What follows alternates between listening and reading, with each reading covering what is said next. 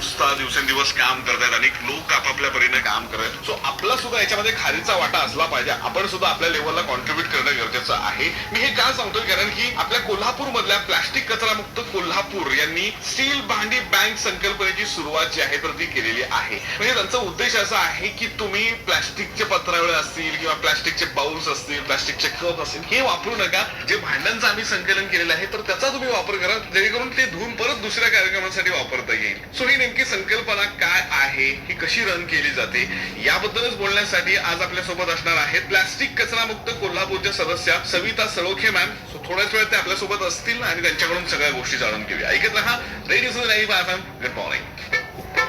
ते हानिकारक आहे हे आपल्या सगळ्यांनाच माहिती आहे, पण तरी पण वापरतात. म्हणजे जर का तुम्ही मार्केटमध्ये गेलात तर प्लास्टिक खूप मोठ्या प्रमाणात दिसेल बरं का.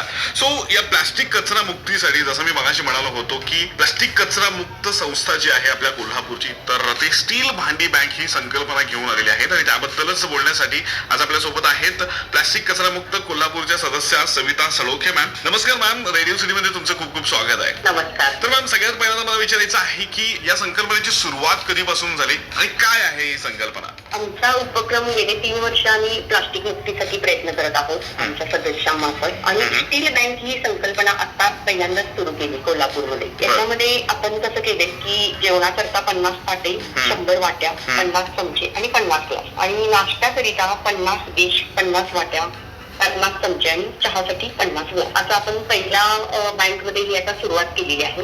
राजारामपुरीमध्ये 8व्या गल्लीमध्ये हे सर्व ठेवण्यात आलेलं आहे. आणि घरामध्ये छोट्या छोट्या कार्यक्रमाला बऱ्याच वेळेला युजफुल शोच्या वस्तू आणल्या जातात, जसे की पत्रावळ्या, ग्लास, परत वाट्या.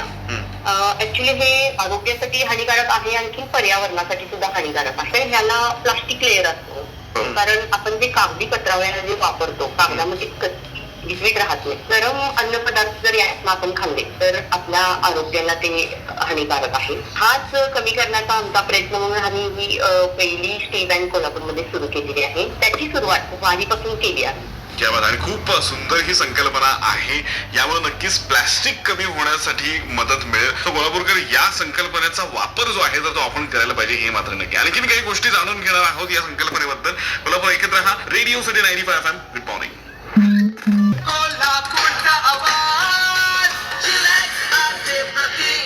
आणि जसं की आज आपण बोलतोय प्लास्टिक कचरा मुक्त कोल्हापूरच्या सदस्या सविता सळोखे मॅम यांच्यासोबत, म्हणजेच स्टील भांडी बँक ही जी संकल्पना जी आहे तर ती आपल्या कोल्हापूरमध्ये राबवण्यात आलेली आहे.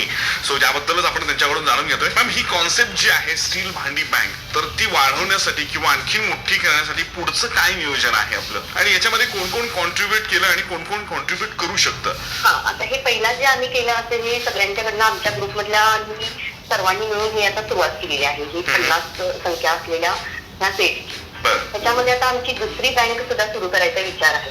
कसं होते, आता हे आपण एका ठिकाणी ठेवलं, आता लांबची व्यक्ती तेवढ्या लांब जाऊन आणू शकत नाही. बरोबर. त्यामुळं आमचा मानस असा आहे की कोल्हापूर मधल्या गल्ली गल्लीमध्ये, भागामध्ये प्रत्येक मंडळाने याकरता पुढाकार घ्यावा. आणखीन अशा बँक सुरू व्हाव्या, जेणेकरून घरामध्ये लागणाऱ्या कार्यक्रमामध्ये यूज अँड थ्रोच्या वस्तू वापरल्या जाणार. नक्कीच आपापल्या कॉलनीज मध्ये किंवा आपापल्या गल्लीमध्ये जर का अशी बँक एखादी तयार झाली तर कुणाच्याही घरामध्ये काहीही कार्यक्रम असेल तर ती भांडी वापरता येतील, परत धुवून आहे तशी ठेवता येतील, परत दुसऱ्या कार्यक्रमासाठी वापरता येतील. त्यामुळे पत्रावळे असतील किंवा प्लास्टिक बाउल्स जे आहेत तर त्याचं प्रमाण अगदीच कमी येऊ शकतं आणि प्लास्टिक मुक्तीसाठी नक्कीच मदत मिळू शकते. आणखीन काही गोष्टी मॅम तुमच्याकडून जाणून घ्यायच्या आहेत. कोल्हापूर ऐकत रहा रेडिओ 95 FM. Good morning. आणि सिटीच्या क्लॉक मध्ये वेळ झालेली आहे 8 वाजतोय. सविता सळोखे